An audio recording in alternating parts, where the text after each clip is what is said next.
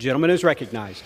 I want to thank the gentlelady from Puerto Rico, Ms. González Colón, for her leadership on this bill. H.R. 255 it's common sense legislation to establish a process that's going to identify ways to streamline and consolidate the collection of certain disaster information.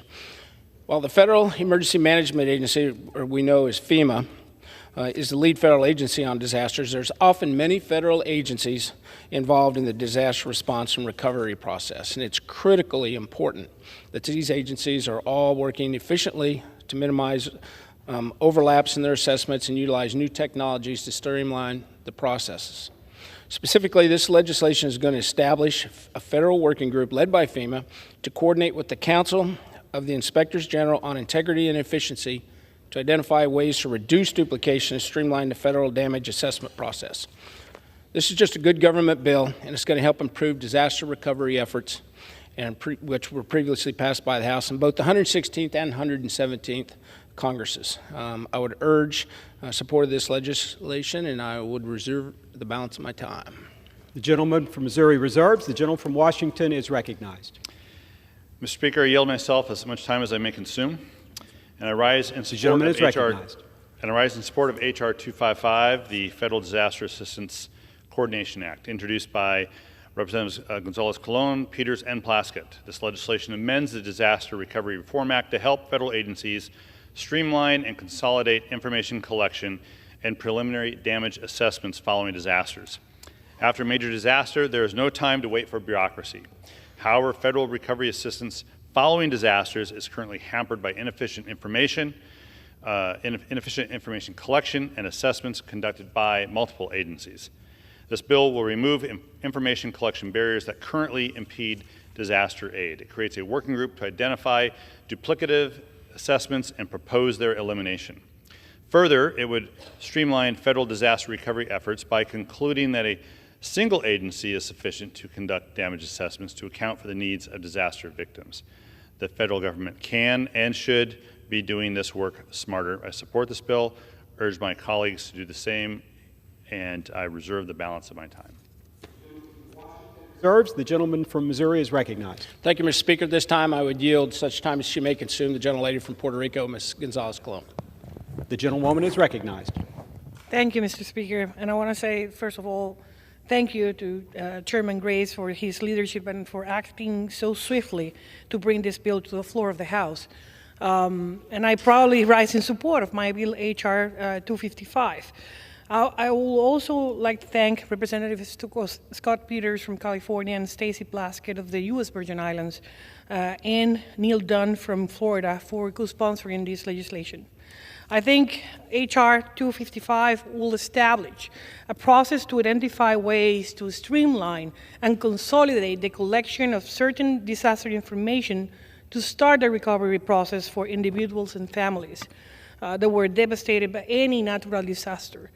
I hear about these issues with delays and confusion related to requirements and processing of disaster assistance on a regular basis.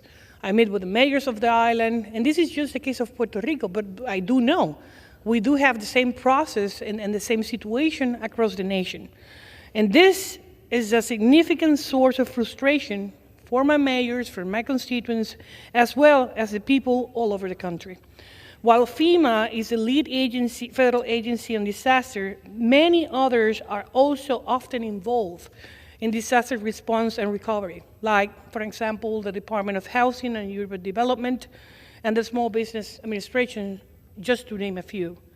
In the aftermath of Hurricane Irma and Maria in 2017, and the seismic activity in Puerto Rico in 2020, we discovered that the federal agency after federal agency will require the same information in their preliminary assessments, which meant tens of thousands of site and damage assessments. And we see some of this repeating itself in the aftermath of last year's Hurricane Fiona in Puerto Rico, and Hurricane Ian in Florida, and with other disasters across the nation. So this is not just a bill for the islands or the territories. This is a bill for the rest of the nation and how to manage and get expedited help and response from federal agencies. Currently, there is no process to share this assessment among federal agencies, which ultimately causes significant delays for immediate relief and prolongs recovery. And this is compounded by other administrative issues like frequent staff changes and constituents and mayors having to work with multiple personnel to handle a single application or request. In 2020, FEMA finally decided to begin consolidating assessments for Puerto Rico just to speed up the project delivery process across multiple federal agencies. Many of these assessments are small, often one part of a larger project, which has continuously slowed down the recovery process. H.R. 255 will establish a federal working group led by FEMA in collaboration with the Council of Inspector Generals on Integrity and Efficiency to identify ways to reduce duplication and to modernize the federal management assessment process to make it truly agile and efficient. And we need to ensure assistance is provided while safeguarding taxpayers' funds. And I think with this bill, we can do both. I think it's critical that these agencies are working together to minimize overlaps in their assessments and consider the use of the newest technologies to streamline processes. Very often, we met in the Transportation and Infrastructure Committee, and we have this same discussion about what happened in Louisiana, about what happened in Florida, what happened in the Eastern Coast, what happened in the West Coast every time we do have a natural disaster. And always is the same problem. I trust this bill will expedite disaster recovery across the nation. And as we learn in my own backyard, Puerto Rico, it's not if the next disaster will occur, it's when it's going to happen and how we're going to face it. Every 1st of June, another hurricane season begins for the territories and the Eastern Coast. And since the last time this language passed the House in the 117th Congress, we have another direct hit with Hurricane Fiona. I am pleased that we are considering this bill so early in this 118th Congress, and that's the reason I thank our chairman for his marvelous job bringing this bill to the floor. And I can therefore work quickly to make this proposal the law of the land as part of our efforts to better prepare for a disaster response. I encourage my colleagues to support this bipartisan legislation. Thank you, and I yield back. Gentleman from Missouri reserves. The gentleman from Washington is recognized. Mr. Speaker, I have no further requests for time and prepared to close. I'd just to inquire of my colleague if there are any remaining speakers on his side. I don't have any other speakers. And with that, Mr. Speaker, Gentleman is recognized. I'll close. This bipartisan bill passed the House on suspension in the 116th and 117th Congresses.